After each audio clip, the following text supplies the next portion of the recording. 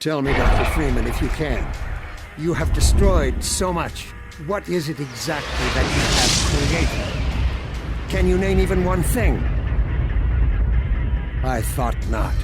Half-Life 2 Episode 1 is the first of a promised trilogy of new episodes for the Half-Life saga. If you played Half-Life 2, you know it ended on a spectacular cliffhanger, and Episode 1 picks up right after that. In terms of gameplay, Episode 1 feels a lot more satisfying than even Half-Life 2, mainly because there's a new team dynamic here. In Episode 1, Alex Vance, who is one of the favorite new characters that was introduced in Half-Life 2, is by your side the entire time, and she's very intelligent for a computer-controlled character. She's capable of holding her own, she packs lots of firepower, and she covers your back while you can kind of figure out the many puzzles in the game. And she's kind of like this running commentary as you go through the game. All right, let's get off before the next ride starts. The dialogue is sharper than ever. You'll laugh a lot. At the same time, there's just a really good sense of warmth that you get from all these characters. Like, they're old friends, and even when they show up for cameos, you kind of feel relieved that, oh, they made it, and they talk to you. I wondered if you were going to make it in time. The original voice cast returns intact, and even though, Gordon Freeman still never utters a word, you kind of feel like part of this family.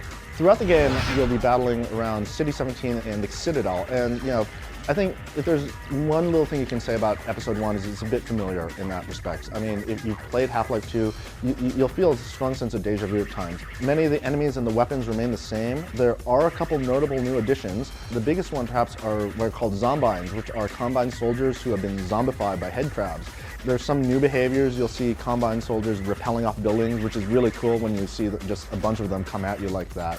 They're a bit smarter than before, too. I think one of the things we had about Half-Life 2 was they didn't display the intelligence they showed in the original Half-Life game. And so here they are, they do take cover a bit better, they do kind of dodge you a bit better, but still not quite seeing the squad mechanic that Half-Life was known for. In terms of just the sheer challenge of it, it really feels like Episode 1 is kind of geared toward people who've played through the Half-Life games. The puzzles are a lot more challenging, the tactical battles are bigger.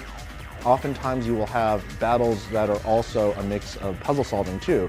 So while you're desperately fighting for your life, you're also trying to figure out, what do I need to do to get out of this situation? And you have to just take a look at everything in the environment and use the gravity gun and the physics that are in the game just to manipulate things and move things around. So it's a very encouraging, sense of gameplay, that it's not your mindless running gun. It's very much tactical thinking and at the same time puzzle solving. Surprisingly, there are no vehicles in Episode 1. Now, vehicles were kind of a big thing of Half-Life 2, where there was the airboat sequence and then the buggy sequence. And since Episode 1 takes place in the confines of the city and it's all urban combat, you don't really see any vehicles at all in Episode 1. So it's all just pretty good, infantry combat, running around the levels, just trying to figure out what you can do. Visually, Episode 1 just maintains just the technological standard Half-Life 2 was known for. Now, with Episode 1, they introduced this high dynamic range lighting in full force. And this is basically the next generation of lighting. You'll see this in a lot of new games. It just creates much more believable atmosphere and light.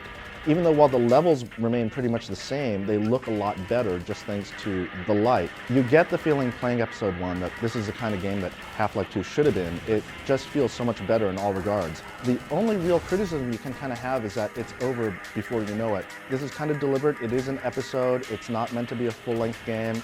It's priced at about a third of a regular game, so you're looking about a third of the content of a regular game.